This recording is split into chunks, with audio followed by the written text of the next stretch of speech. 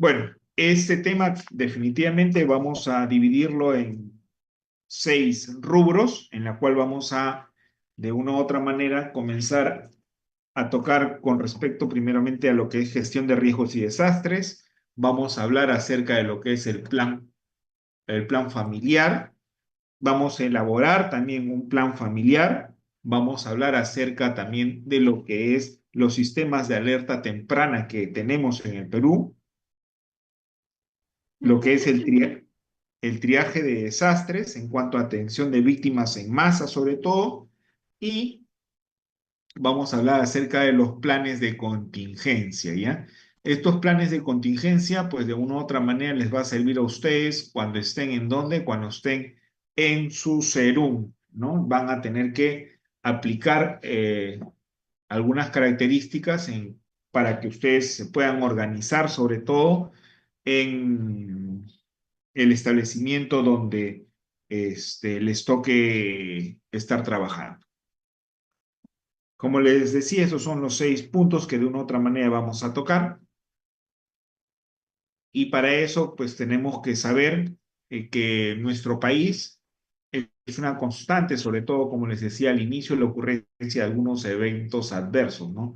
Principalmente de origen natural, los cuales pues nos obligan a estar preparados, sobre todo, ¿no? Y esa preparación está en función a los simulacros que desarrollamos en forma constante todos los años, por lo menos unas 4 o 6 veces al año, ¿no? En forma nacional, ¿no? Ello pues nos prepara para afrontar algunas eventualidades, ¿no? No solamente eventualidades naturales, sino a eventualidades que pueden ser producidas por la mano del hombre, ¿no?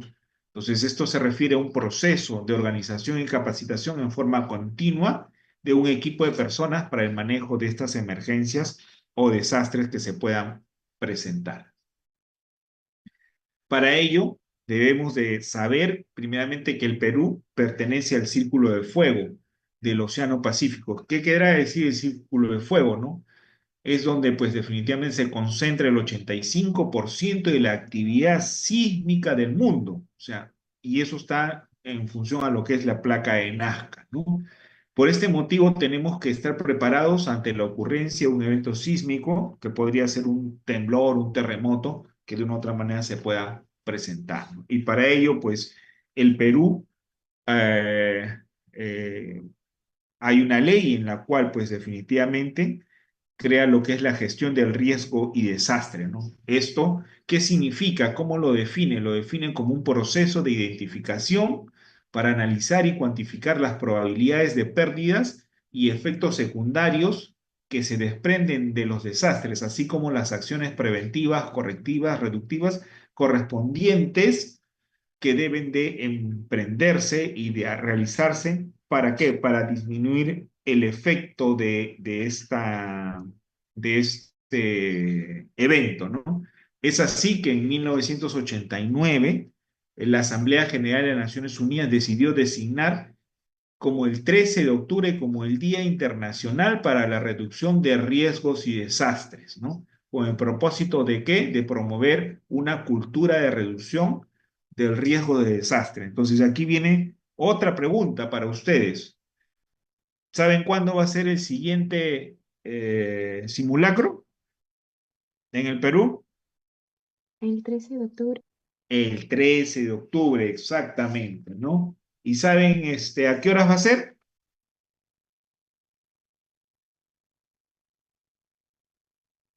Completo, completo. Ah, mira, ya me han dicho que es el 13 de octubre. El 13 de octubre es lunes, 8 de la noche. 8 de la noche, así es Juan Pablo. Entonces, este simulacro, pues definitivamente, debido a que a conmemorar el Día Internacional de la Reducción del Riesgo y Desastre, va a realizarse a las 8 de la noche para practicar sobre todo la respuesta ante eventos adversos o ante diversos peligros que se puedan presentar, como les he dicho, de naturaleza, de naturales o en función a lo que es por culpa del hombre, pues, ¿no? Entonces, esto también va a ser un simulacro multipeligro, ¿no? Entonces, en función a esto, definiremos la palabra desastre. La palabra desastre tiene básicamente su origen en las raíces griegas, des y aster, que significan negación y astro, que significaría la negación de los astros a la buena fortuna de las personas y por ende un augurio del inicio de las calamidades y fatalidades correlacionadas, ¿no? Entonces significaría lo que es desastre, sería una interrupción en el funcionamiento de qué? En el funcionamiento de una comunidad o sociedad que ocasiona una gran cantidad de muertes, al igual que pérdidas materiales, económicas y ambientales, que exceden sobre todo la capacidad de respuesta de la comunidad o la sociedad afectada para hacer frente a la situación mediante el uso de sus propios recursos, ¿no? Entonces, en función a esta definición, viene la siguiente pregunta. ¿Cuándo ocurre el desastre o cuándo hablamos de un desastre? Vendría a ser cuando existe básicamente un desequilibrio entre la capacidad de respuesta y las consecuencias del evento, ¿ya? Entonces, así definiríamos lo que es la ocurrencia de un desastre, que es un desequilibrio básicamente entre la capacidad de respuesta y las consecuencias de este evento. Y para ello, pues, tenemos que cosa, como lo hemos dicho, una clasificación de estos desastres que pueden ser naturales o inducidos por la acción humana. Dentro de los de origen natural tenemos los peligros generados por la geodinámica interna, que vendrían a ser los sismos, los tsunamis, los maremotos, la actividad volcánica, los otros peligros generados por los fenómenos de geodinámica externa, que vendrían a ser lo que es caídas, deslizamientos de roca, deformaciones en cuanto a lo que es los suelos. Después tenemos los peligros generados por los fenómenos hidrometeorológicos oceanográficos, en las cuales serían qué cosa, los oleajes anómalos, ahora último que han habido en la costa peruana, las sequías, inundaciones, lluvias intensas, granizadas, lo que es el fenómeno del niño, de la niña. Entonces, todos estos vendrían a ser, ¿qué cosas? Los fenómenos naturales. Pero así como hay estos peligros generados por fenómenos naturales, hay peligros inducidos por la acción humana. Entre ellos tenemos los peligros físicos, los peligros químicos, los peligros biológicos, ¿no? Entonces, para ello, pues, bueno, este es un gráfico en la cual, pues, tenemos lo que ya hemos mencionado anteriormente. Así como hay este tipo o esta clasificación, hay una fórmula del riesgo, ¿no? Esta fórmula del riesgo es la amenaza o peligro por la vulnerabilidad sobre todo, ¿no? Entonces, para ello vamos a ver los conceptos, sobre todo de riesgo, los conceptos de amenaza o peligro y los conceptos de vulnerabilidad, ¿no? Entonces, para ello, comenzaremos diciendo o hablando acerca de lo que es la amenaza. La amenaza es ese proceso o fenómenos naturales con suficientes intensidades en un espacio y tiempo específico para causar un daño. Y la vulnerabilidad vendría a ser ¿qué cosa? La vulnerabilidad vendría a ser las condiciones resultantes de los factores físicos, socioeconómicos y ambientales que aumentan la susceptibilidad de la comunidad a los impactos de la amenaza, ¿no? Entonces, los fenómenos naturales no son controlables o son parcialmente controlables. Lo que sí se puede controlar son la vulnerabilidad, ¿no? Entonces, esta, el peligro habíamos dicho que es la amenaza, perdón, el riesgo vendría a ser la amenaza o peligro por la vulnerabilidad. Entonces, como concepto de riesgo tenemos qué cosa? La probabilidad de pérdidas físicas, socioeconómicas, ambientales como resultado de la combinación de la amenaza con la vulnerabilidad. Y para ello, pues definitivamente vamos a ver algunos ejemplos en cuanto a lo que es este riesgo, ¿no? Riesgo habíamos dicho que es amenaza por vulnerabilidad. Entonces, el riesgo es la probabilidad de pérdidas y daños, productos de qué? La interacción de un peligro con una situación vulnerable. Aquí vemos algunas escenas en cuanto a lo que es inundaciones, en cuanto a lo que es terremotos, que de una u otra manera ha presentado lo que es el Perú en diferentes momentos, ¿no? El peligro, habíamos hablado acerca de peligro, como qué, como lo que peligro o amenaza, como la probabilidad de la ocurrencia de un evento de origen natural o inducido por el hombre en un espacio y tiempo determinado, suficientemente intenso para producir daños físicos, económicos y ambientales, afectando adversamente a las personas y a sus medios de vida, ¿no? Entonces, lo que hablábamos de los tsunamis, lo que hablábamos de los oleajes, lo que hablábamos de las inundaciones o sequías que de una u otra manera se puedan presentar. Eso, ante un tsunami no podemos hacer nada. Entonces, por eso hablábamos al respecto de que había cosas que podemos controlar y cosas que no podemos controlar. Dentro de lo que podemos controlar es básicamente lo que es la parte de la vulnerabilidad. Entonces, aquí, por ejemplo, tenemos algunos ejemplos de las construcciones, ¿no? Entonces, construcciones que pues a veces están en sitios inadecuados, como por ejemplo en la falda de los cerros. Entonces, si no hubiese esas construcciones, no va a haber ningún peligro, ningún tipo de ocurrencia que pueda causar algún daño mayor, ¿no? Entonces, la vulnerabilidad significaría la susceptibilidad de una unidad social, que puede ser la familia, la comunidad o cualquier sociedad, estructura física o actividad económica, de sufrir daños por acción de un peligro. Entonces, para ello, estos peligros pueden ser físicos, sociales, económicos, culturales, institucionales y otros. Son factores de la vulnerabilidad el grado de exposición al peligro, la fragilidad, que es el nivel de resistencia y protección frente al impacto de un peligro, y la resiliencia, que es el nivel de asimilación o recuperación frente al impacto de un peligro, ¿no?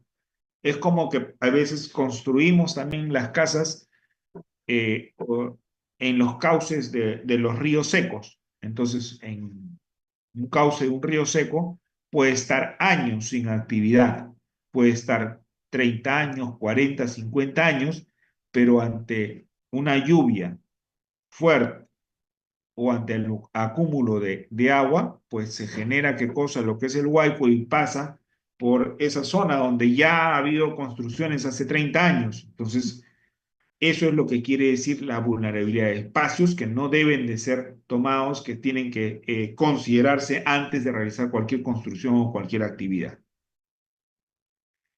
Hablamos también en cuanto a vulnerabilidad a la resiliencia, ¿no? Acá hay que hacer un acápite en cuanto a la resiliencia comunitaria, que es la habilidad de resistir a los desastres y recuperarse fácilmente, ¿no? Es la capacidad o habilidad de las comunidades para enfrentar y recuperarse positivamente de los desastres, aprendiendo de estos y mejorando sus recursos internos, los cuales les permitirá enfrentar con mejor manera o de mejor manera futuras adversidades que se puedan presentar, ¿no? Entonces, cuando hablamos de lo que es la reducción de riesgo de desastres, tendríamos que decir que es prácticamente reducir a través de esfuerzos sistemáticos para analizar y disminuir los factores que de una u otra manera van a causar un desastre, ¿no? Entonces, por ejemplo, vendría a ser la reducción del grado de exposición a las amenazas, la disminución de la vulnerabilidad tanto de las personas como de las propiedades, una gestión adecuada del uso de suelo, lo que les comentaba al inicio, y del ambiente, de un ambiente adecuado y una mejor preparación, sobre todo en los sistemas de alerta temprana, para enfrentar algunos eventos adversos que se puedan presentar. Y es por eso que, como habíamos hablado acerca de lo que es preparación en cuanto a lo que es sistemas de alerta temprana, sale lo que es el marco de Sendai. El marco de Sendai se origina para la reducción del riesgo de desastre, ¿no? Es un acuerdo entre el 2015 y el 2030. Es un documento internacional adoptado por países miembros de la ONU entre el 14 y el 18 de marzo del 2015 durante una conferencia mundial donde se habló acerca de la reducción de riesgo de desastres celebrada en Sendai, Japón, en la cual lo aprobó la Asamblea General de las Naciones Unidas en el 2015. Este marco de Sendai continúa, es lo subsiguiente al marco de Kioto para la acción estuvo desde 2005 al 2015, que hasta entonces había sido el acuerdo internacional más amplio sobre la reducción de riesgos y desastres, ¿no? ¿Por qué le llaman el marco de Sendai? Le llaman el marco de Sendai en consecuencia a un terremoto que se produjo en la ciudad de Sendai, en Japón, en la cual Japón sufrió el 11 de marzo del 2011 uno de los mayores terremotos de su historia, ¿no? Donde pues definitivamente en sus últimos 140 años no habían registrado ningún terremoto de esa envergadura. Fue un temblor de tierra de una magnitud de 8,9 en la escala de Richter, con una duración de 6 minutos aproximadamente y una profundidad de 29 kilómetros, que provocó en ese momento un gigantesco tsunami con olas pues que llegaban aproximadamente a los 10 metros de altura, que barrieron toda la costa noreste de este archipiélago, ¿no?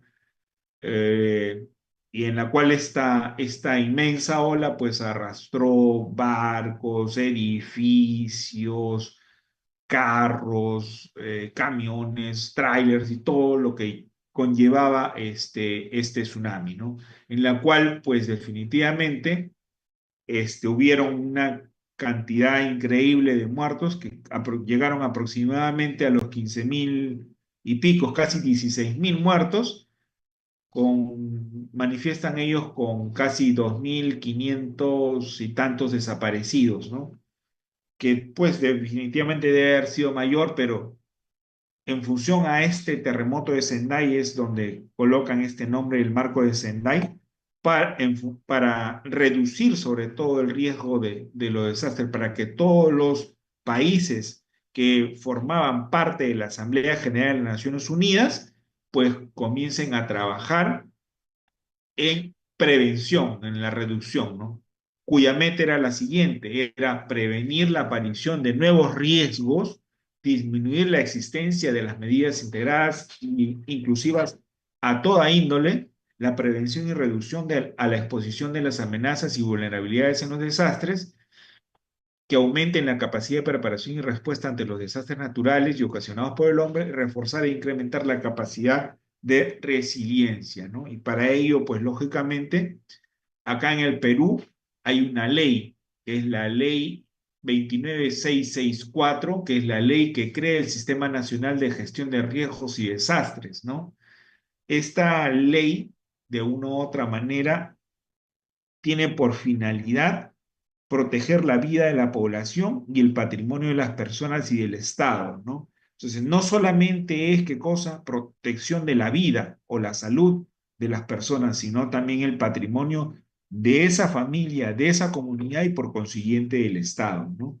En la cual habla o se define como un proceso social de generación, adopción de políticas, estrategias y prácticas orientadas a qué? A reducir el riesgo o minimizar sus efectos, ¿no? Implica intervenciones sobre las causas que van a generar las vulnerabilidades y peligros.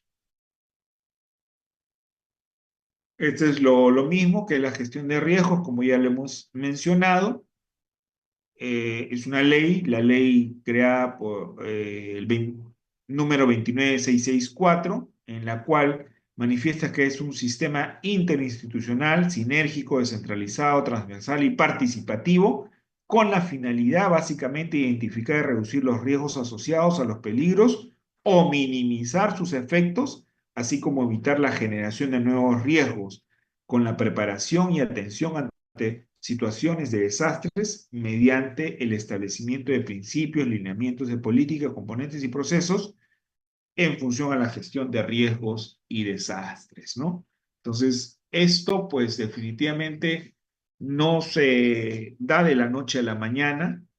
Esta ley, la 29664, sino tiene algunos componentes que de una u otra manera en los años 70 estaba a cargo del Ministerio de Salud, en el 71 32 había una Secretaría Técnica de Defensa Civil. En los años 87 estaba a cargo de INDECI. Después, en 2005, estaba como inicio lo que es el marco de acción de Kioto que mencionamos. Después, en el 2010, hay un acuerdo nacional en la cual se aprobó la política 32 acerca de gestión de riesgos de desastres, y en el 2011 ya se da esta ley de gestión de riesgos y desastres, ¿no? Esta ley 29664, que es la creación del Sistema Nacional de Gestión de Riesgos, tiene 5 títulos. Dentro de esos títulos, el primero habla acerca de lo que es la creación del SINAGER, del Sistema Nacional de Gestión de Riesgos y Desastres, en la cual su ámbito de acción. En el título 2 habla acerca de definiciones y lineamientos en cuanto a lo que es los componentes básicamente de, de esta gestión, que básicamente va a estar por una gestión prospectiva, una gestión correctiva y una gestión reactiva. Y estos 3 componentes van a tener procesos. Los procesos son estimación del riesgo, prevención, reducción del riesgo, preparación, respuesta, rehabilitación y reconstrucción, ¿no? Anteriormente hablábamos acerca de, cuando queríamos hablar acerca de desastres, queríamos hablar acerca de lo que es gestión de riesgos, hablábamos de un antes, un durante y un después, ¿no? Entonces ese antes, durante y después ha sido cambiado por estos 3 componentes: una gestión prospectiva, correctiva y reactiva, ¿no? Ahora, dentro de la organización del SINAGER está compuesto básicamente por la presidencia del Consejo de Ministros como un ente rector, el CONAGER, que es el Consejo Nacional de Gestión de Riesgos y Desastres, el CENEPRED, que es el Centro Nacional de Estimación, Prevención y Reducción del Riesgo de Desastres, el Instituto Nacional de Defensa Civil, que es INDECI, los gobiernos regionales y locales, el CEPLAN, que es el Centro Nacional de Planeamiento Estratégico, y las entidades públicas, Fuerzas Armadas, la Policía Nacional, las entidades privadas y la sociedad civil organizada, ¿no? Y en el capítulo 4 habla básicamente acerca del Plan Nacional, que va a estar dado por el CEPLAN, y en el título 5 son las infracciones y sanciones que de una u otra manera se dan, no solamente en el ámbito público, sino en el ámbito privado. ¿Por qué? Porque es una obligación tanto de los públicos y privados de cumplir con estas recomendaciones. Como les había mencionado, esta es la ley, la política 32 de gestión de riesgos y desastres, en la cual se define como un conjunto de actividades orientadas y dirigidas a impedir o reducir los riesgos de desastres para evitar la generación de nuevos riesgos y efectuar una adecuada preparación en cuanto a la atención, rehabilitación y reconstrucción ante situaciones de desastres, así como a minimizar sus efectos adversos sobre la población, la economía y el ambiente también, ¿no? En la cual habla acerca del entorno que de una u otra manera se tiene que tener en cuenta, ¿no? Sus objetivos prioritarios, como lo hemos mencionado ya: institucionalizar y desarrollar los procesos de la gestión de riesgos y desastres, ¿a través de qué? De un Sistema Nacional de Gestión de Riesgos y Desastres, para lo cual ya está la ley. Fortalecer el desarrollo de las capacidades en todas las instancias. Incorporar e implementar la gestión de riesgos y desastres a través de la planificación. Fortalecer la cultura de prevención y el aumento de la resiliencia en el desarrollo sostenible, ¿no? Entonces, en función a eso, la conformación, que de una u otra manera ya lo hemos mencionado, que está el CONAGER, el CENEPRED, INDECI y el CEPLAN. El siguiente es con respecto a la presidencia del Consejo de Ministros, que es la conformación del SINAGER, que ya lo hemos mencionado. También está lo del CEPLAN, SENAGER, quienes abarcan igual INDECI. Todo esto le vamos a dejar va a estar colgado en el aula virtual, ¿ya? Este es el modelo de gestión de SINAGER. en la cual pues habíamos hablado, ¿qué cosa? De un componente, ¿qué cosa? Un componente político, un componente técnico y un componente ejecutor. El componente político básicamente va a estar dado por la presidencia del Consejo de Ministros. El componente técnico va a estar por el CENEPRED e INDECI. ¿Ya? El CENEPRED es el Centro Nacional de Estimación de Prevención y Reducción de Riesgos y Desastres. INDECI es el Instituto Nacional de Defensa Civil. Y el ente ejecutor vendría a ser ¿qué cosa? Los gobiernos, tanto nacionales, regionales o locales. ¿Para qué? Para que de una u otra manera puedan actuar. Entonces, como les había mencionado también, hay una gestión prospectiva, hay una gestión correctiva, una gestión reactiva, ¿no? La gestión prospectiva, ¿qué es lo que de una u otra manera va a realizar? La gestión prospectiva va a evitar y prevenir la conformación del riesgo futuro. La gestión correctiva, como su nombre lo dice, corregir o mitigar el riesgo existente. Y la gestión reactiva es enfrentar los desastres, o sea, el después, ¿no? Y para eso hay procesos. En esos procesos, en esos procesos vamos a tener la estimación del riesgo, la prevención, la reducción, preparación, respuesta, rehabilitación y reconstrucción. Para la gestión prospectiva y correctiva, van a estar, ¿qué cosa? 4 procesos, que es la estimación, la prevención, la reducción y la reconstrucción. ¿Ya? Y para la gestión reactiva va a estar, ¿qué cosa? La preparación, la respuesta y la rehabilitación, por si acaso. Esta es la gestión prospectiva, es el conjunto de acciones que se planifican y realizan con el fin de evitar y prevenir la conformación de un riesgo futuro. Por ejemplo, los planes de desarrollo que incluyan el enfoque de gestión de riesgo, los planes de ordenamiento territorial que incluyan la gestión de riesgo y desastre, incorporación de criterios de análisis de riesgos en los proyectos de inversión. Esta es la gestión correctiva, es el conjunto de acciones que se van a planificar y realizar con el objeto de, ¿qué? De corregir y mitigar el riesgo existente. La gestión reactiva es el conjunto de acciones y medidas destinadas a enfrentar los desastres, ya sea por un peligro inminente o por la materialización del riesgo sobre todo, ¿no? Entonces habíamos hablado también de lo que es los procesos. Dentro de esos procesos estaba la estimación de riesgo. La estimación de riesgo vendría a ser, está dentro de la gestión prospectiva y correctiva, por si acaso, que comprende las acciones para generar el conocimiento de los peligros y analizar la vulnerabilidad y establecer los niveles de riesgo. La prevención de riesgo comprende las acciones que se orientan a evitar la generación de nuevos riesgos y es importante porque permite reducir la generación de estos nuevos riesgos. La reducción de riesgos son acciones orientadas a reducir las vulnerabilidades y los riesgos existentes sobre todo, ¿no?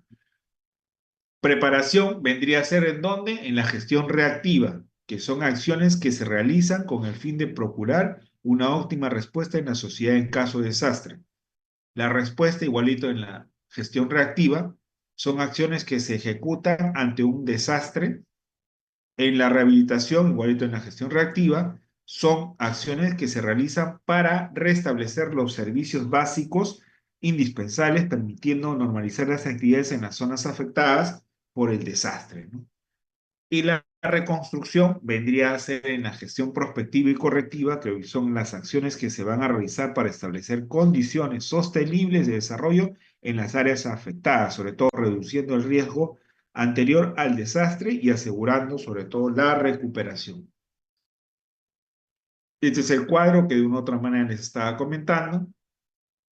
Estos son algunos ejemplos en los cuales, pues definitivamente, son eventos adversos que han pasado. Ahí tenemos el terremoto de Yungay en 1970. Tenemos el terremoto de Pisco también, en la cual la ciudad de Pisco fue prácticamente destruida en su totalidad. Y no solamente estos desastres naturales afectan lo que es la sociedad civil o la comunidad, sino también afectan qué cosa, lo que es algunas zonas naturales, como por ejemplo en el dibujo del lado izquierdo inferior, tenemos qué cosa, la catedral, que era la Reserva Nacional de Paracas, que con el terremoto de Pisco del 2007 pues quedó así como el dibujo de la mano derecha, ¿no? En la cual pues ya no conserva su, su forma original, ¿no? Y ello conlleva pues todo el desastre natural a que cuando no estamos preparados, algunas intervenciones inadecuadas.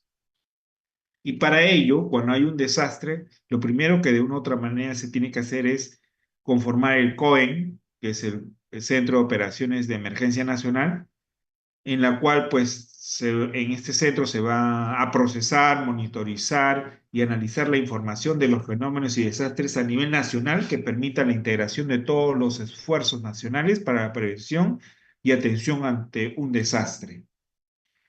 Es el medio que permite combinar la forma de decisiones técnicas con la toma de decisiones políticas en situaciones básicamente de emergencias, por lo que contribuye a que la respuesta a la emergencia o peligro sea eficiente y eficaz mediante una óptima coordinación interinstitucional con entidades públicas y privadas, nacionales e internacionales. No solamente el COEN es para alguna, se activa ante un evento de origen natural, no, se activa para diferentes eventos o diferentes escenarios. Por ejemplo, puede ser que cosa una inundación, puede ser que cosa lo que es un incendio, una explosión. Entonces son este, características en cuanto a lo que es este centro de operaciones de emergencias para tratar de administrar coordinada, de una forma coordinada y responsable, sobre todo la respuesta para tratar tratar de superar esta emergencia o peligro que se pueda presentar, ¿no? Entonces, para ello, este comité de operaciones de emergencia está constituido por 7 módulos que funcionalmente operan en línea, significa en forma paralela, ¿no? El primer módulo es de comunicaciones, el segundo módulo de operaciones, tercer módulo de monitoreo y análisis, el módulo de logística, el módulo de coordinación intersectorial, el módulo de asistencia humanitaria y el módulo de prensa, ¿no? Entonces, estos 7 módulos de una u otra manera funcionan en forma activa, ¿no? Entonces, cuya finalidad del Centro de Operaciones de Emergencias es monitorear básicamente los peligros, emergencias y desastres y la administración e intercambio de la información sobre la oportuna toma de decisiones de las autoridades, ¿no? Cuando se presente el problema, ¿no? ¿Quiénes van a conformar? La conformación de los centros de operaciones de emergencia regional y local básicamente va a estar por quién, por el presidente regional o alcalde, los directores o funcionarios de las áreas operacionales que sean determinadas por la normativa estándar generada por INDECI, representantes de las Fuerzas Armadas, la Cruz Roja, el Cuerpo General de Bomberos, la Policía Nacional del Perú, ¿no? Entonces, esto de una u otra manera, se conforma ante cualquier situación que de una u otra manera pueda provocar un posible peligro o una posible emergencia o cuando ya está constituida el peligro y la emergencia, ¿no? Entonces, puede ser durante o antes de. En el caso, si es antes, va a monitorizar los posibles riesgos, ¿no? O peligros. Ahora, para ello, pues definitivamente nosotros tenemos que, aquí, hasta aquí es la primera parte, que es la gestión de riesgos y desastres. Ahora vamos a hablar acerca de lo que es un plan familiar. Vamos a ver qué cosa significa participación social, ¿no? Aquí vamos a ver qué podemos hacer ante un evento adverso, qué recursos vamos a requerir, quiénes van a ser los responsables. Tenemos que ver cuándo finalizará, debido a qué se está produciendo, cuándo se evaluarán estos resultados, que de una u otra manera se vayan a presentar ante un evento pues adverso local básicamente, ¿no? Entonces, para ello, quería hacerles una pregunta a ustedes. A ver, vamos a ver a quién podemos preguntar por acá. A ver, Loaiza Campos, Sí, doctor. ¿qué tal? ¿Cómo estás, Loaiza? ¿Sabes qué cosa es un plan familiar? Es más que un documento, es como una herramienta que utiliza el sector de salud para em, justamente ver tanto como por así decirlo, es como una fusión entre lo que sería como un árbol genealógico y a su vez también una serie de consejos o prácticas para básicamente ayudar al desarrollo de una familia no no tóxico o dañino, por así decirlo. Bueno, eso es lo A que yo he ver, entendido. creo que nos estamos confundiendo de conceptos. Una cosa es la historia clínica familiar, la ficha familiar, y lo otro es un plan familiar, ¿no? Un plan familiar ante un desastre, básicamente, ¿no? Entonces, vamos a... Uy, ¿qué pasó? En plan familiar ante un desastre, como te decía, ¿no? Entonces, el plan familiar, básicamente, ¿algunos de ustedes tienen un plan familiar ante un desastre?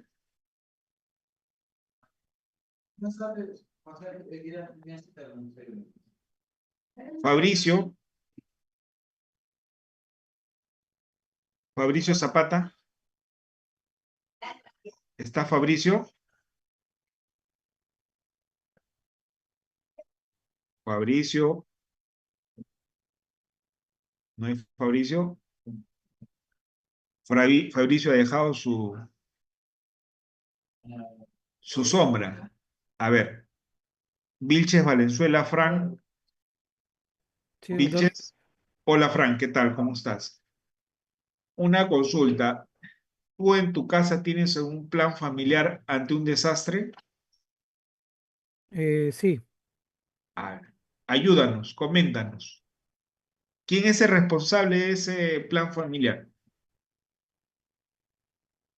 bueno, realmente sería mi padre, más que todo. Mis Ya, padres. Ujú. ya, ya. ¿Y en qué consiste ese plan familiar que tú tienes en casa? Más que todo sería cómo organizarnos ante ya sea un evento sísmico, ¿no? En qué punto, cómo también poder, mediante comunicarnos o dónde poder encontrarnos, más que todo. Perfecto. Ok, como Fran ha dicho, entonces esto es el plan familiar.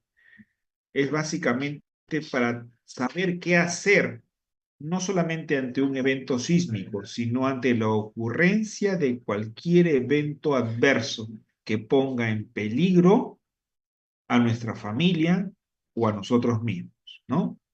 Entonces, hay algunos conceptos que vamos a dar acá en el transcurso de la clase, en la cual pues hay algo que nos ha dicho Frank, que el responsable de ese plan familiar es su papá.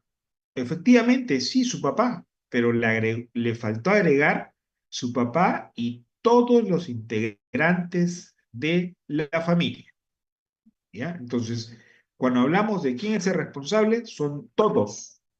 Todos son responsables. ¿Por qué?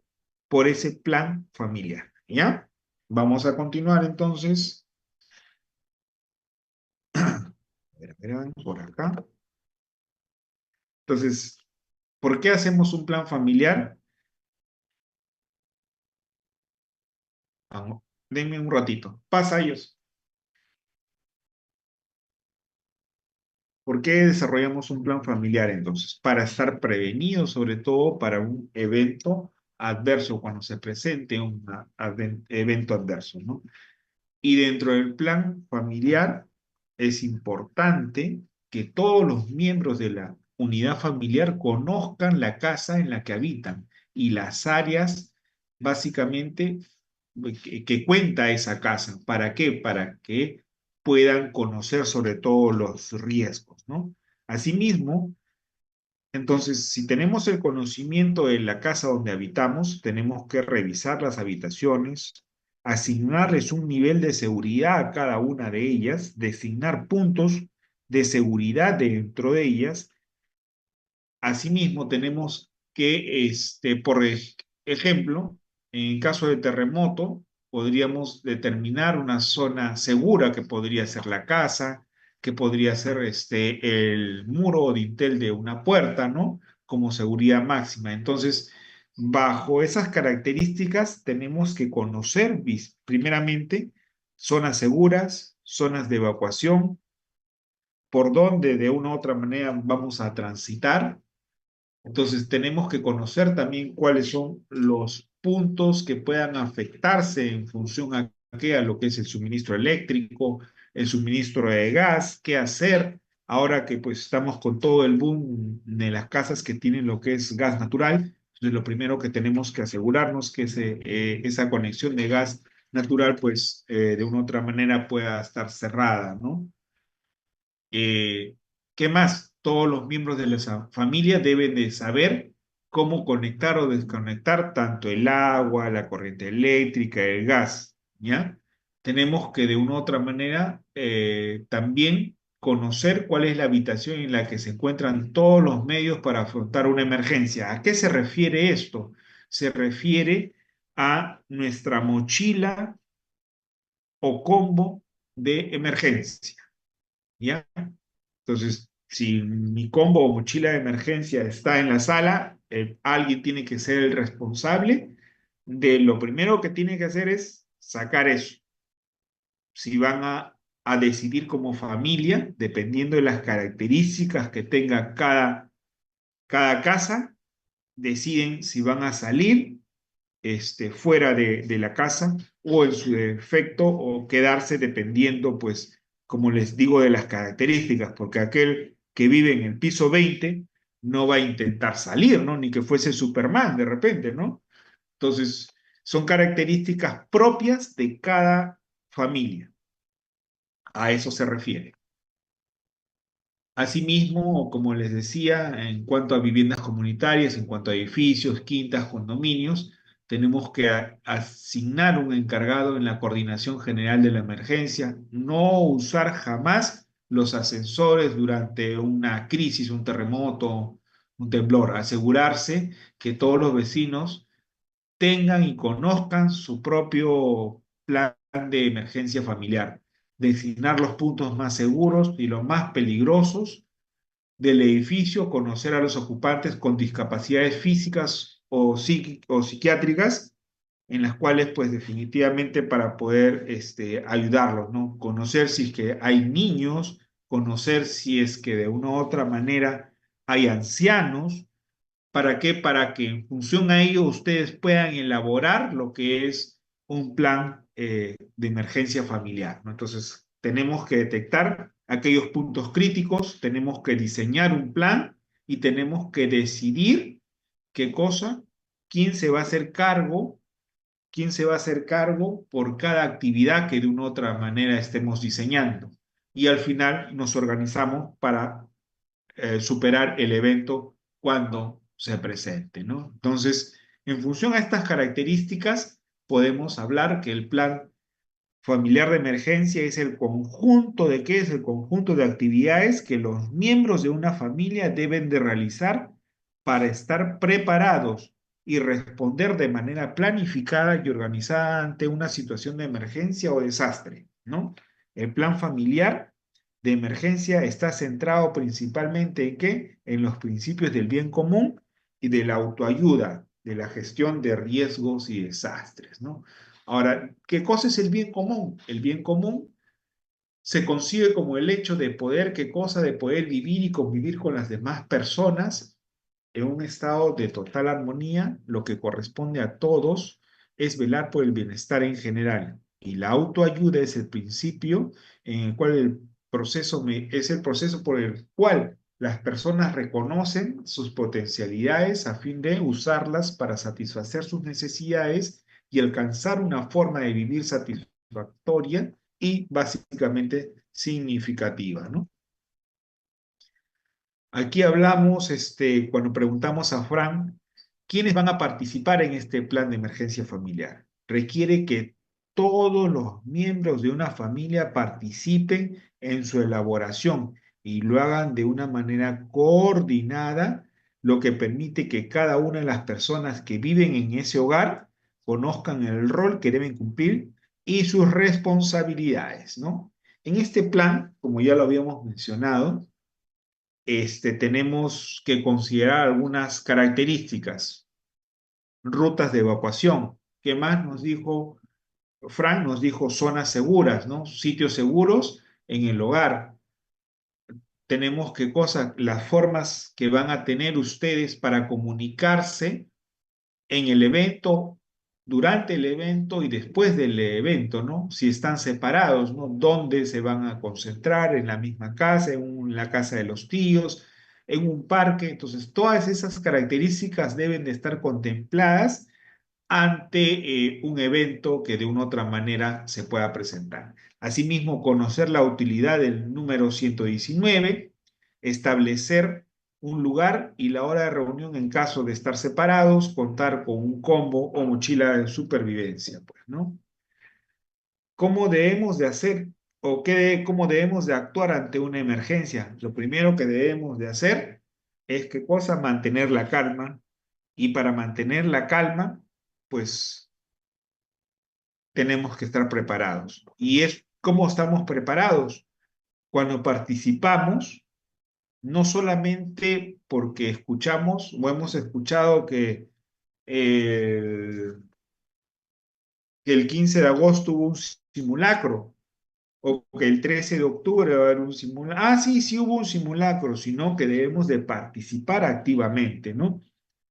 Tenemos que imaginarnos probablemente qué cosa que ese 13 de octubre, pues lógicamente a las 8 de la noche, va a haber por repente un terremoto como hubo en la ciudad de Sendai de 8.9, en la cual pues definitivamente, si estoy en mi casa, pues viendo televisión, entonces tengo que saber por dónde salir, dónde es la zona más segura, qué es lo que tengo que hacer, si tengo a mis hijos, que son niños, ¿quién se va a hacer cargo de mis niños, no? Tengo que ir a cargarlos yo. Si vivo con mis padres que son mayores de 80, 90 años, entonces, ¿quién los va a movilizar? Entonces, todos esos escenarios tenemos que de una u otra manera tomar en cuenta en este plan, ¿no? Entonces, primeramente es mantener la calma, porque nuestra calma, pues lógicamente va a contagiar también al resto de personas de nuestro entorno.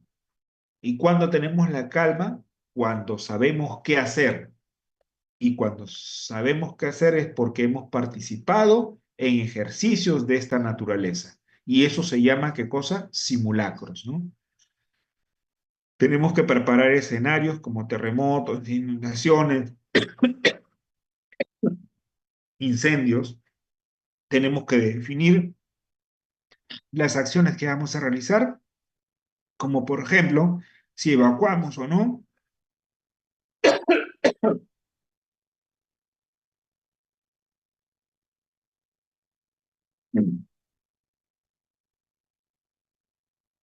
Disculpen.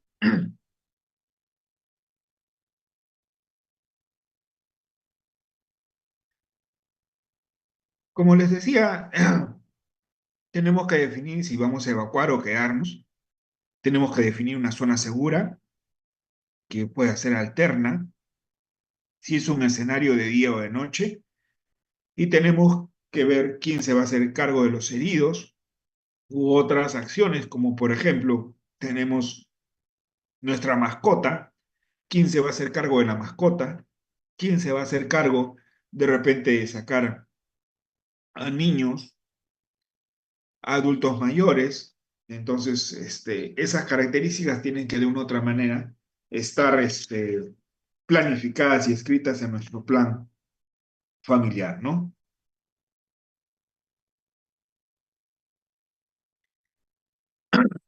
Todos los hogares deben de contar con los medios mínimos para hacer frente a una situación de emergencia. Desgraciadamente, no muchas personas siguen estos consejos con la excusa de que ocupan espacio y que casi nunca se utilizan, cosa que en la realidad no es así, porque el día que se utilicen, el día que se presente o el día que ocurra este desastre, pues definitivamente no vamos a estar preparados. Y el no estar preparados muchas veces va a conllevar a qué? A que no podamos enfrentar adecuadamente este momento, ¿no? Entonces, como les decía, tenemos que tener nuestra mochila y nuestro combo de supervivencia. Y tenemos que asegurar nuestra alimentación de emergencia. Tenemos que tener colchas, tenemos que tener alimentos mínimo para 5 días, dependiendo del tamaño de la familia. Recipientes con comidas cerradas, lo que es agua potable, lo que es bidones de agua, alimentos sobre todo de alto valor energético, que de una u otra manera se puedan presentar, ¿no? ¿Qué cosas debo de saber también? ¿Qué cosas debo llevar en caso de una evacuación? Los documentos personales, documentación médica, sobre todo si hay pacientes diabéticos, hipertensos, con cáncer, qué sé yo, certificados, pasaportes, documentos de propiedad de inmuebles, ropa, abrigo, un radio a pilas, una linterna, utensilios de higiene personal, medicamentos que deban ser utilizados por algunos miembros de la familia, casos de niños, adultos mayores. Entonces, y todo ello, pues, para eso debemos de una u otra manera estar preparados. Y para ello tenemos que realizar nuestro combo de emergencia. Nuestro combo de emergencia significa una mochila más una caja. La mochila de emergencia debe ser transportable por los miembros de la familia y contiene artículos indispensables, sobre todo para 2 miembros adultos, para las primeras 24 horas, y artículos de necesidad según los requerimientos específicos de cada familia, sea niños, adultos mayores, qué sé yo. Y esto es lo que es esta mochila, lo que debe de constar esta mochila para que podamos armar y debe de estar en un lugar visible sobre todo. Esta es la caja de emergencia, que es parte del combo. Debe de ser almacenada en un lugar seco, protegido y accesible de la casa. Contiene artículos necesarios para que la familia pueda vivir en el segundo, tercer y cuarto día. La cantidad de artículos va a depender de la familia, del tamaño de la familia, puede ser de cartón, corrugado o plástico, dependiendo de las características que pueda darle cada familia, ¿no? Entonces habíamos hablado también lo que es en cuanto a lo que es el número 119. ¿Alguno de ustedes sabe qué cosa es el número 119? A ver, alguien. Córdoba, Tamayo, Córdoba. No hay Córdoba, Tamayo. Falta. Ya. Guadalupe, Panduro Reyes. Doctor, buenas tardes. ¿Cómo estás, Guadalupe? ¿Cómo estás? Buenas tardes. ¿Tú sabes lo que es el número 119 para comunicarnos en las emergencias?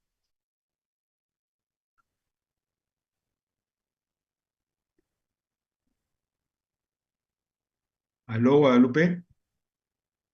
No, doctor, no. Ah, ok, perfecto, no hay problema. Entonces, el número 119, ¿qué cosa va a representar? Es un número para que de una u otra manera podamos dejar mensajes. para poder comunicarnos ante un evento adverso, ya que ustedes, no sé si habrán experimentado en el 2007, cuando hubo el terremoto en Pisco, las comunicaciones telefónicas desaparecieron. No hubo, casi por 24 horas. Internet, tampoco. Entonces, lo único que funcionaba era la radio, ¿no? Entonces, este número 119 justo ha sido creado para eso. ¿Cómo funciona? Lo primero que tenemos que seleccionar puede ser por dos maneras. Uno desde un celular o desde un teléfono fijo. Bueno, ahora teléfonos fijos ya casi no hay, antes era bastante común. Entonces, ¿qué es lo que tenemos que hacer? Seleccionamos primeramente el número de celular o teléfono fijo en el cual se dejará un mensaje de voz. Se determina esto en la preparación, o sea, la familia va a decir, ¿sabes qué? ¿A cuál teléfono vamos a llamar? ¿El teléfono del papá, de la mamá, del hermano mayor? ¿Qué sé yo? Pero ustedes deciden. Entonces, marcan qué cosa, van a dejar un mensaje de voz, por ejemplo, a un número fijo. Marcan el 119, el número uno, el código del departamento y el número fijo elegido. Dejan el mensaje de voz ahí. No se preocupen, estamos en la universidad, todo bien, estoy yendo a la casa, llegaré en la noche, por decir. El mensaje tiene que ser corto, no tiene que ser largo. ¿Cómo hacemos para al número celular? Igual, marcamos el 119, el número uno, el número celular elegido y dejamos el mensaje. ¿Y cómo hacemos para escuchar? Desde un teléfono fijo.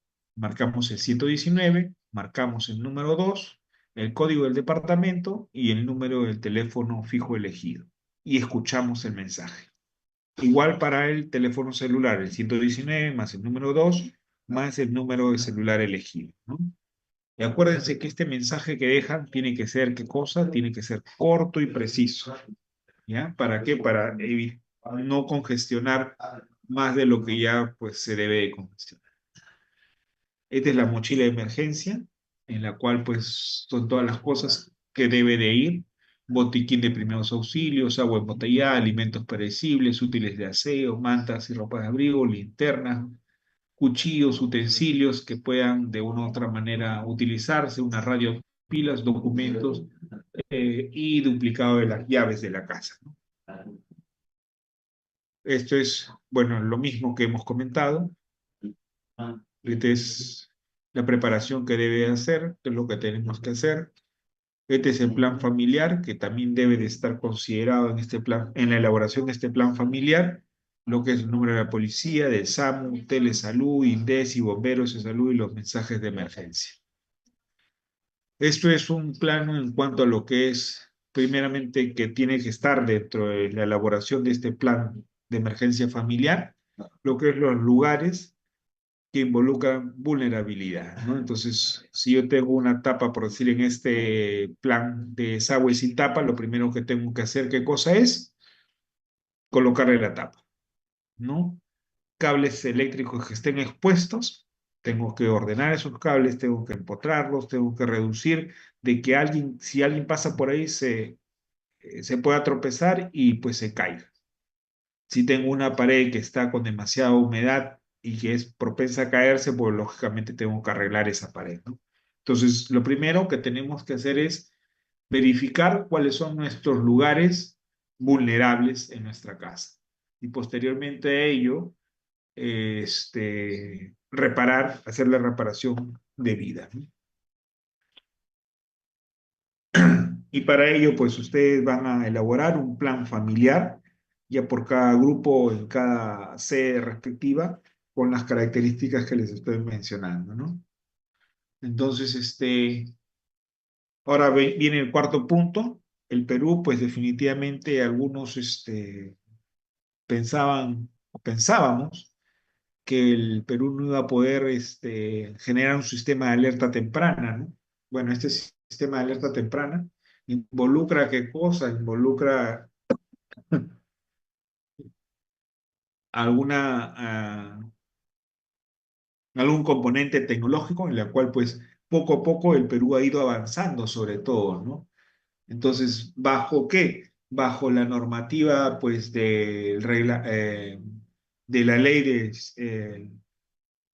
del Sistema Nacional de Emergencia de Riesgos y Desastres, Gestión de Riesgos y Desastres, que es la 29664, en la cual pues definitivamente habla acerca de qué, de la responsabilidad de los gobiernos locales, regionales, de diseñar e implementar, ¿qué cosa? Los sistemas de alerta temprana, ¿no? Estos sistemas de alerta temprana va a ser, va a significar, ¿qué cosa? La parte preventiva.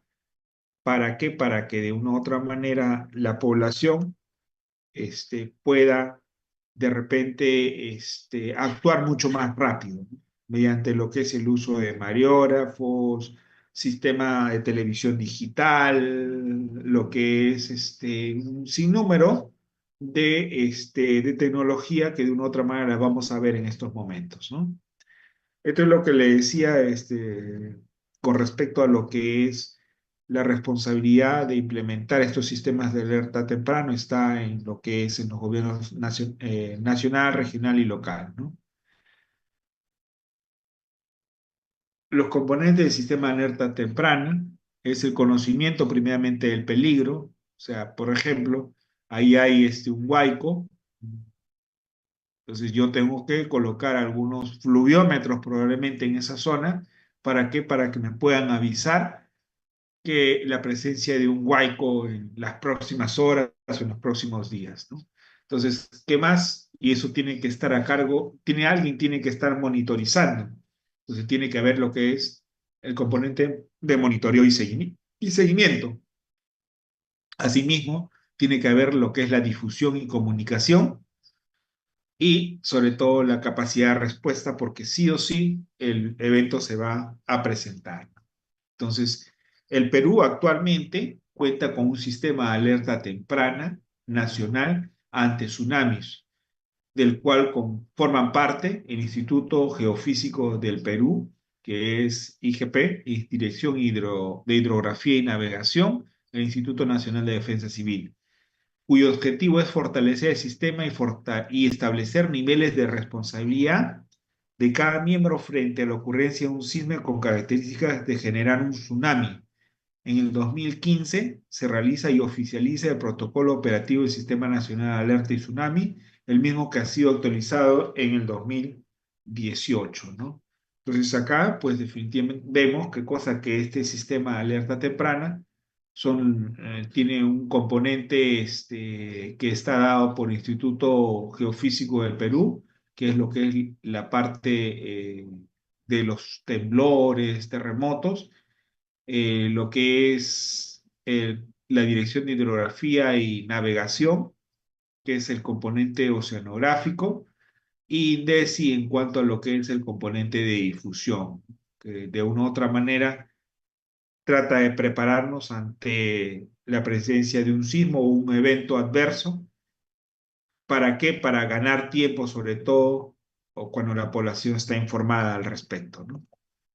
Entonces, dentro del punto de vista de lo que es el Instituto de Hidrografía y Navegación, tenemos qué cosa, una serie de mareógrafos que van a detectar qué cosa, las variaciones de la marea en todo el litoral peruano, ¿no? Y estas variaciones, de una u otra manera, van a, mediante el Instituto Geofísico del Perú, van a registrar los parámetros también sísmicos que de una u otra manera se van a presentar, van a determinar la probabilidad de ocurrencia también de tsunamis, van a dar lo que es una señal de alerta que va a enviar al COEN, que es el Centro de Operaciones de Emergencia Nacional, a INDECI, vía internet satelital, y que de una u otra manera se va a transmitir esta alarma mediante lo que es la parte satelital o lo que es mediante la señal IRTP, que es la televisión digital, mediante lo que es la señal satelital para transferir sobre todo esta alerta a través de un sistema EWBS, que de una u otra manera nos va a permitir a nosotros conocer rápidamente la presencia de un tsunami o de un evento adverso, ¿no? Y es por eso que en los últimos meses y años se han venido presentando qué cosa en nuestros celulares a manera de prueba todavía está, lo que es sonidos como o a veces sale que cosa un mensaje, probabilidad de tsunami, probabilidad de sismo, que es como debería de salir ante la presencia real de un evento de esta envergadura, ¿no? Entonces, como les decía, estos mareógrafos lo tenemos en todo lo que es el litoral peruano, por ejemplo, en la Caleta de la Cruz, de Bayóvar, de Guarmey, de Huacho, Cerro Azul, Atico, La Planchada y en la Caleta Grau por el sur. Y también tenemos las estaciones de transmisión de TDT, que es televisión digital terrestre, que están en Trujillo, Lima, Cañete, Pisco, Arequipa, Camaná e Hilo, ¿no? En la cual, pues definitivamente van a cumplir esta función, ¿no? Estos son los mareógrafos que están distribuidos, que les decía, en la costa peruana, desde La Cruz hasta la Caleta Grau, ¿ya? Esto es el TDT, que es la televisión digital terrestre, en la cual sale una franja en la cual nos avisa la presencia de un tsunami. En este caso dice ejercicio. Esto es una prueba del sistema EWS desde el COEN nacional. Es una prueba de ejercicio, ¿no? Pero que de una u otra manera ya se está completando toda su implementación, ¿no? Asimismo, hay un proyecto ICA, que es la Agencia de Cooperación Internacional del Japón, ha desarrollado un generador y receptor de alertas de emergencia basado en la señal EWS, que se enciende solo en caso de emergencias con una luz roja en el fondo de pantalla. Y no solamente en la televisión, sino que cosa en los sets de radio. ¿Para qué? Para que por intermedio de los diferentes emisores, las diferentes emisoras también se transmita lo que es esta emergencia cuando se presente, ¿no? No solamente tenemos estos sistemas de mareógrafos o la señal de televisión digital terrestre, sino también tenemos qué cosa, lo que es algunos fluviómetros que de una u otra manera están colocados, por ejemplo, eh, ante los deslizamientos de huaicos en las quebradas de La Libertad, Corrales y el Pedregal en el distrito de Lurigancho, en Chosica, ¿no? Que de una u otra manera hacen que se pueda conocer antes de que el huaico se presente, ¿no? Entonces ahora hablaremos acerca del triaje de desastres en cuanto a lo que es la atención de víctimas en masa, cuyo objetivo es primeramente conocer el triaje en situaciones múltiples de múltiples víctimas, conocer los tipos de triaje y sus momentos, conocer y aplicar el triaje SHORT y el triaje STAR, que son, vamos a hablar acerca de las fases de la atención médica de emergencias. Hablaremos de lo que es una fase prehospitalaria y una fase hospitalaria. En la fase prehospitalaria vendría a ser el puesto médico de avanzada, en la cual vamos a realizar un triaje rápido, un triaje sencillo se podría decir, pero es un triaje que muchas veces va a salvarle la vida a ese paciente, ¿no? Es una atención inicial. Y ese triaje se sigue haciendo mientras se va transportando a ese paciente, ¿no? Hasta que llegue a un triaje hospitalario, en la cual pues definitivamente hay una resección, un triaje ya mucho más minucioso y una atención o final ya de esa víctima o de ese paciente, ¿no? Entonces, para definir lo que es la atención de víctimas en masa, definiremos como un procedimiento de emergencia con el propósito de que de salvar la mayor cantidad de vidas y brindar el mejor tratamiento a la salud con los recursos disponibles en una situación de emergencia masiva o ante la presencia de un desastre, cuyas características tiene que ser oportuna, tiene que ser adecuada y selectiva, ¿no? ¿Por qué? Porque en ese momento no tienes tiempo como para poder demorarte horas evaluando un paciente. El triaje. El triaje vendría a ser un procedimiento médico dinámico y consistente en la evaluación rápida de víctimas para determinar prioridades de atención. Los criterios para asignar prioridades tendrían que ser la gravedad de la víctima y la probabilidad de sobrevivencia. Entonces, este triaje tendría que tener una duración máxima de 30 segundos. Y tendríamos que ver la gravedad de la víctima y la probabilidad de sobrevivencia. Esta es las prioridades de atención. Prioridad 1 sería qué cosa, la atención de víctimas graves con buenas probabilidades, sobre todo. La probabilidad 2, que sería, está representado por el color amarillo, tendría víctimas moderadas. La probabilidad 3, representada por el color verde, que son víctimas con lesiones leves. Y la prioridad 4 son representados con color negro, en la cual pues definitivamente ya están cadáveres, ¿no? Entonces, cuando llegamos a hacer lo que es un triaje en el puesto de avanzada, muchas veces llegamos con cartillas rojas, amarillas, verdes, ¿no? Y negras en el caso que de una u otra manera es ya fallecido la persona, ¿no? Entonces, y hacemos una evaluación rápida para hacer un traslado también rápido para tratar de salvarle la vida a ese paciente o a esa víctima, ¿ya? Los niveles, como les había dicho, prioridad 1, que es color rojo, se aplica a los lesionados de cuidados inmediatos, quienes requieren una atención médica urgente, ya que por la gravedad de sus lesiones puedan perder su vida y con los recursos disponibles tienen la probabilidad de sobrevivir.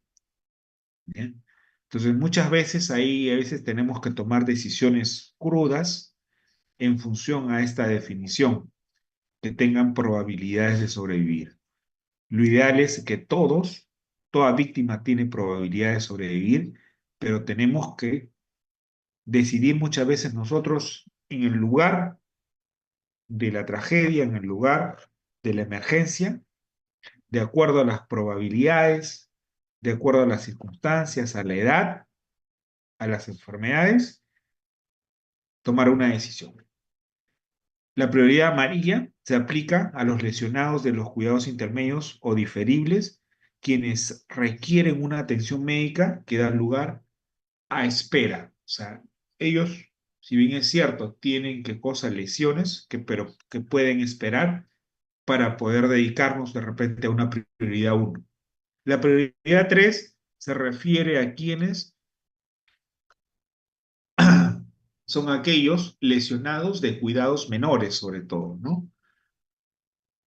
O sea, los que presentan lesiones leves o que su atención puede dejarse para el final sin que por ello se vea comprometida su vida, ¿no? Entonces, para esto tenemos que tener en cuenta qué cosa. Uno, el color rojo, prioridad 1, el color amarillo, prioridad 2, el color verde, prioridad 3. Y el tipo de desastre y el número de heridos, porque es muy diferente estar un solo médico y 50 heridos, o un solo médico y 3 heridos, ¿no? Recursos hospitalarios en el entorno, en la zona del desastre. Si el desastre fue en Ricardo Palma, ¿cuántas clínicas tenemos cercanas? Perfecto. Pero si el desastre fue, no sé, en un lugar X, donde el centro de salud o el hospital más cercano está a 5 horas, entonces tenemos que evaluar también ese tipo de posibilidades, ¿ya? Las posibilidades de evacuación, el transporte, la remisión, el grado de control local sobre la emergencia, el tipo de gravedad, la localización de las lesiones, la recuperación inmediata y también el pronóstico. Todo esto tenemos que tener en cuenta y eso no es más de un minuto, por si acaso. Son segundos que se tienen para tener en cuenta este tipo de actividades. Como les decía, hay un nivel de triaje básico. Es rápido y sencillo, hecho directamente en la zona de impacto en función a la necesidad del tratamiento inmediato.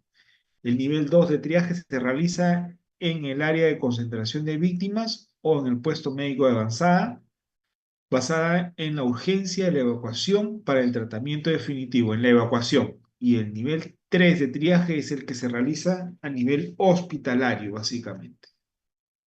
Para eso tenemos qué cosa, como habíamos comentado, el triaje short, en la cual este, el color, la S significa que va a salir caminando, el color amarillo significa que habla sin dificultad y obedece órdenes sencillas, el color rojo va a determinar qué cosa, si respira o no respira, y el taponamiento de hemorragias, y el color negro, pues que definitivamente está fallecido. Entonces, para ello, tenemos que ver primeramente si sale caminando, es una prioridad 3. Si habla sin dificultad o habla y obedece órdenes, es una prioridad 2. Si tiene que cosa, lo que es una hemorragia, tiene dificultad respiratoria, es una prioridad 1. Y si pues definitivamente no respira, pues ya es un paciente que de una u otra manera ya está sin vida. Este es el fluxograma STAR, que es similar al que hemos mencionado al anterior, pero aquí evalúa qué cosa, los pacientes ambulatorios, pacientes no ambulatorios, si respira, hay que ver vía aérea, no respira, está fallecido. Si respira, hay que ver la frecuencia respiratoria, si es menor de 30, si el llenado capilar, pues lógicamente es mayor de 2 segundos, entonces si está entre los rangos menores de 30, mayor de 30, entonces es una prioridad 2. Pero si ese llenado capilar es más de 2 segundos, hay pérdida de conciencia, entonces va a prioridad 1, ¿no? Entonces eso es en cuanto a lo que es el triaje de desastre. Vamos a hablar acerca de los planes de contingencia. Ya estamos acabando.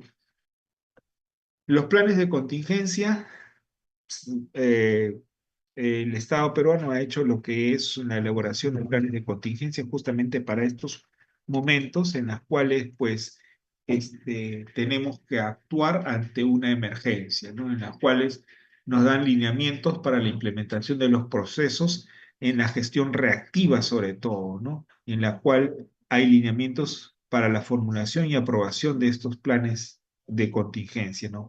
Esto se da mediante una resolución ministerial, la resolución 643-2019, que aprueba la dirección administrativa, la Directiva Administrativa 211 del 2019, que es Directiva Administrativa para la formulación de planes de contingencia en las entidades e instituciones del sector salud, ¿no?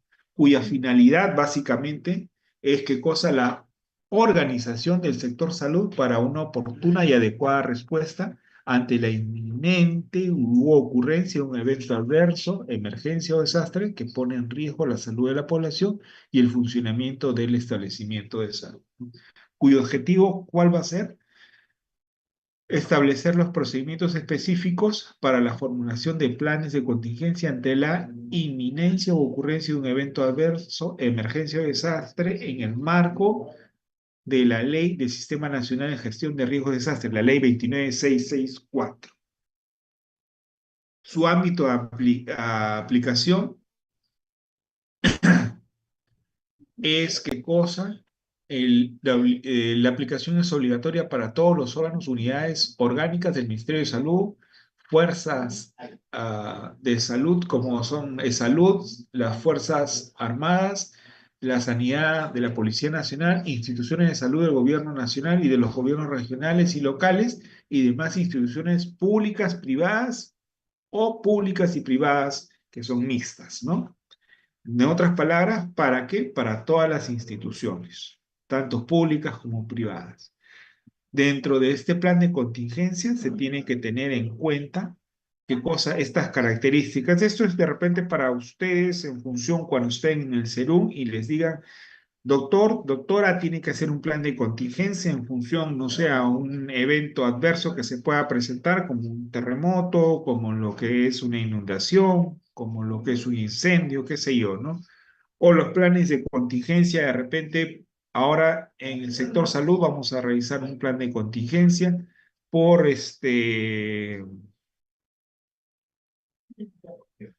¿cómo se llama esto? Lo que es el simulacro del 13 de octubre, en la cual vamos a organizarnos en función a un posible terremoto, ¿no? Pero estos planes de contingencia no solamente van a estar dados de repente por un evento adverso natural, sino también tenemos que hacer un plan de contingencia por la procesión del Señor de los Milagros, ¿no?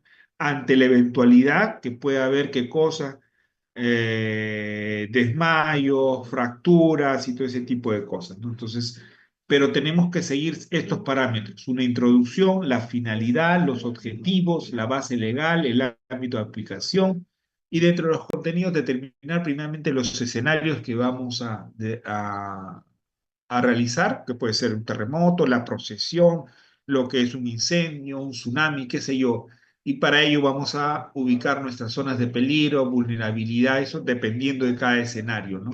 La organización frente a una emergencia, los procedimientos específicos, las actividades que vamos a articular, el presupuesto, el financiamiento, el monitoreo y la evaluación, y dentro de los anexos el escenario de riesgo de salud, los procedimientos para la declaración de alerta frente a emergencias, el sistema de comando de salud, la matriz de actividades de tareas y así todo lo que señala lo que es esta estructura del plan de contingencia, ¿no? Ahora, ¿quién aprueba este plan de contingencia? Culminado el proceso de formulación, el equipo técnico realizará la presentación de la propuesta del plan al grupo de trabajo de gestión de riesgo de desastre correspondiente o al que haga sus veces para su aprobación. Los planes de contingencia serán aprobados por la máxima autoridad de la institución en los diferentes niveles de gobierno mediante el acto resolutivo correspondiente. En el caso suyo, si van a estar en el CERU y ustedes son los médicos encargados o los médicos jefes, pues el plan de contingencia lo van a aprobar ustedes, ¿no? O si tienen lo que es un inmediato superior a nivel de microredes o redes, pues lógicamente el director o el jefe de la microred o de la red. Difusión. Este plan de contingencia no solamente se va a quedar en la oficina, sino tiene que ser difundido en todos los ambientes, en todos los servicios que de una u otra manera estén en ese establecimiento de salud. Una vez aprobado el plan, se debe poner a disposición de todas las unidades orgánicas de la entidad o institución de salud, dependiendo de la misma en los diferentes niveles. La difusión puede ser por medios impresos, talleres, reuniones, y pueden ser publicadas incluso en el portal institucional para el conocimiento de la población. Y quiero culminar con esto, que generalmente la persona que sobrevive a los eventos o a un desastre no es la más fuerte, sino la que mejor está preparada. ¿Qué significa esto?